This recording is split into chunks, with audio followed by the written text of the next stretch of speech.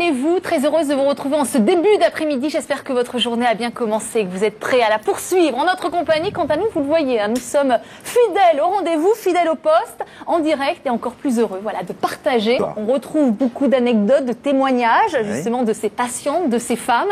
À titre d'exemple, tiens, un témoignage, une anecdote qui a plus particulièrement retenu votre attention et qui pourrait illustrer finalement ce que vous reprochez aux hommes et un petit peu la dynamique du livre. Alors, je crois que la grande qualité ou le grand défaut, on va dire plutôt des hommes d'aujourd'hui, c'est un peu la fuite.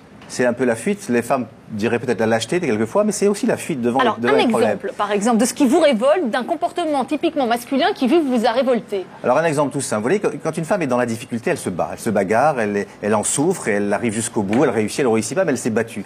Un homme, il a tendance plutôt à fuir, et donc il y a un exemple très particulier dans ce livre. C'est un homme qui était avec une femme, ça allait très bien ensemble, mais elle voulait absolument, comme toute femme, quand elle est heureuse, qu'elle est bien avec un homme, elle a envie de s'installer avec lui, de faire des enfants, et pourquoi pas de se marier, etc. Et cet homme-là lui a dit oui depuis le début. Il a dit oui, il n'avait pas envie.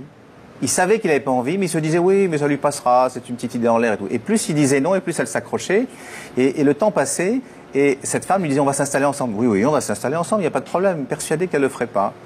Et puis elle a trouvé un appartement, elle disait oui, on va s'installer dans l'appartement. Et puis on est arrivé devant le fait accompli, c'est-à-dire que l'appartement était là, elle avait loué l'appartement, ils étaient là. Et lui, ne sachant pas quoi faire, continuait à accepter le principe. Et au dernier moment, quand il a fallu rentrer dans l'appartement, cette femme était heureuse, elle avait enfin réalisé ce qu'elle voulait. Mais au lieu de lui dire encore non, je peux pas, j'ai peur, je n'ose pas y aller, je ne peux pas vivre avec une femme à plein temps, eh bien écoutez, ça s'est terminé par écoute, je vais acheter des cigarettes et je reviens. Et il n'est jamais revenu.